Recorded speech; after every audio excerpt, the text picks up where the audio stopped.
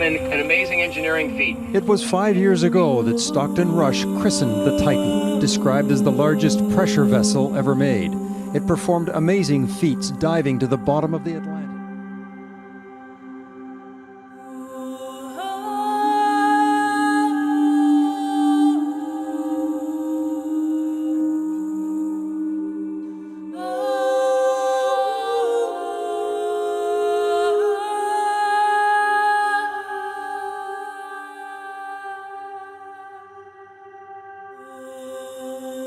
But this time something went wrong, and experts had feared the worst. The problem at these depths, where we're talking pressures of nearly 6,000 pounds per square inch, is that when something goes wrong, it goes cataclysmically wrong. It's a tragedy. Don Muth is an advisor on submarine engineering.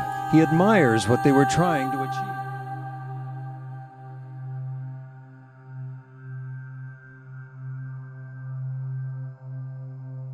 But it was openly called experimental. It had not been certified by regulatory bodies in the US or Canada and was operating in international waters. If you've been on our channel a bit, you know that we occasionally do stories about the Simpsons and the various predictions that they've made over the years.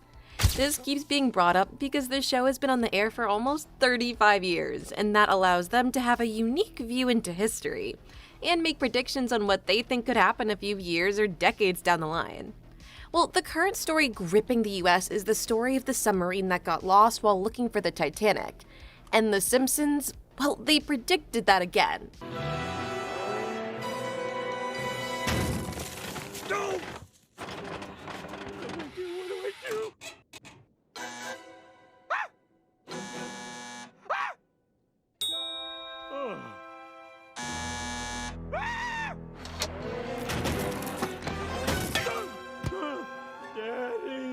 Daddy! Kind of.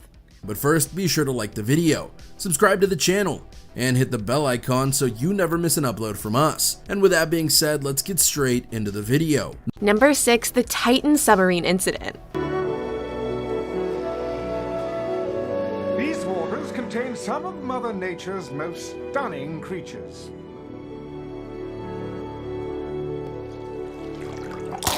Haha, that's what you get for being luminous, jerks. Before we talk about how the Simpsons predicted the event, we need to talk about the event itself.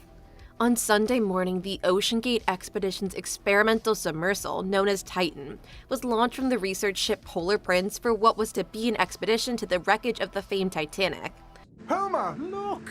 The treasure of Piso Mojado!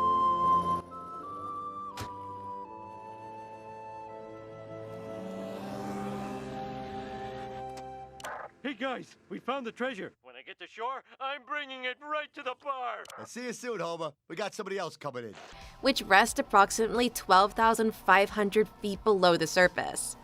Approximately 45 minutes after Titan's launch, however, the Polar Prince lost contact with it and the submersible has not been heard from since.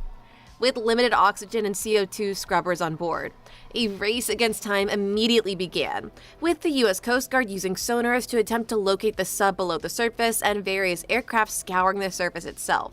Oh, which way did Mason go? That must be him over there.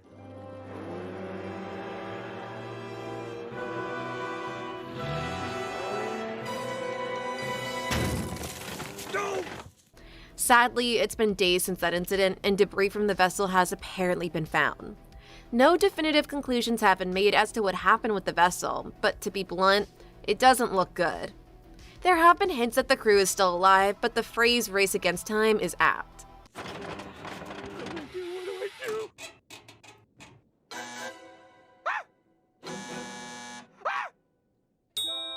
Oh.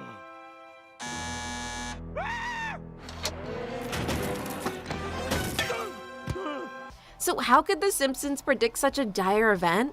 Well, as with most predictions by the show, it's all about context and looking for the similarities. Specifically, this is the episode Simpson Tide from 2016, so a rather recent episode overall. In it, Homer reunites with his father Mason, who takes him down in civilian submarines to explore the ocean. Dad.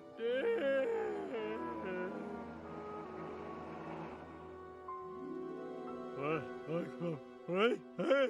Dad, you've been in a coma for 3 days. They had to feed you through a tube. They find treasure together via sunken ship. Not the Titanic, but still. But Homer gets separated from his father. In a panic, he follows a glowing fish and gets stuck within an underwater structure. That alone would make it ironic. But then because of Homer struggling, he actually starts to deplete his oxygen supply. Not unlike what's likely happening on the submarine. The clip that's recirculating the internet highlights how Homer lost consciousness within the sub, and people have freaked out as a result. The irony here is that Homer obviously lives. He awakens in a hospital 3 days later, and we can't say that'll happen with the Titan crew. So yeah, you could argue that this was an eerily similar situation, as this involves civilians using civilian subs. The quality of the Titan sub has been called into question in many ways. And then some mistakes underwater after finding a sunken ship led to a vessel getting trapped underwater and harming those inside. Make of it what you will, but this isn't the first time the Simpsons have done such things. Number 5, the three-eyed fish. Oh, kids. Caught anything? Not yet, sir. What are you using for bait? My brother's using worms, but I, who feel the tranquility far outweighs the actual catching of fish, am using nothing. I see. Yeah, we're gonna show you more of the predictions the Simpsons have made, and you might be surprised by what they actually got right in a rather definitive sense. In season 2 of the show, all the way back in 1990, which is over 30 years ago if you forgot. Don't you feel old? An episode came out called 2 Cars in Every Garage and 3 Eyes on Every Fish. In it, the people of Springfield were shocked to find out that the fish near the ponds by the nuclear power plant were mutating, in such a way that they were growing 3 eyes. I must say that in my day, we didn't talk that way to our elders. Well, this is my day, and we do, sir.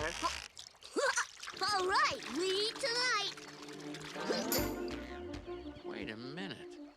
1, 2, 3. One of ones caught, by Bart no less, was Blinky as a result. As it turns out, the Simpsons were right yet again, as fishermen in Cordoba, Argentina caught a 3-eyed wolffish in their reservoir, fed by a local nuclear power plant. Now, if this was just a 3-eyed fish caught, then that would be one thing, because there have been very weird mutations and birth defects in fish in the past that have resulted in things like 2 mouths on one fish, 1 eye on one fish, and so on and so forth. But this was a 3-eyed fish near a nuclear power plant. That's skills. And that's just the start down this very deep rabbit hole. Number 4. FaceTime, Skype, smartwatches? This one may be a stretch because technically all manner of shows predicted this, but it's cool nonetheless. In season 6, Lisa's wedding had Lisa getting engaged to a man named Hugh. He's irrelevant here, so we'll move on. To deliver the message of her engagement, Lisa hopped on a video call and contacted Marge. Now, while some shows like Star Trek have done things like on-screen visual calls, this one was admittedly a little different. Mainly because you actually needed a phone to operate it. And you can even see the phone in the shot. Both Skype and FaceTime work on phones, and some even require a phone number to do certain things. It's a slight thing, we'll admit it. But for 1995, that was pretty cool, and they were indeed right again with this one. It also should be noted that in a similar future episode, they had Lisa's husband, different guy this time, have a smartwatch, and that was very ahead of its time. The Simpsons got a lot more future tech right than you would think, and they had the time to think about how it might come to be. Number 3, Star Wars and the Chipmunks. You all probably know the Simpsons episode where they correctly predict that Fox would be bought out by Disney. However, there is another very curious movie riff that they do in season 21 that is both hilarious and spooky in its accuracy. You see, when season 21 aired in 2009, the Star Wars franchise, along with Alvin and the Chipmunks, weren't exactly the biggest things in Hollywood as a whole. The Star Wars franchise was just starting to make an impact with the now beloved Clone Wars cartoon. And Alvin and the Chipmunks had a surprise hit movie with a live-action twist. But that wasn't a guarantee that they would last as long as they would turn out to.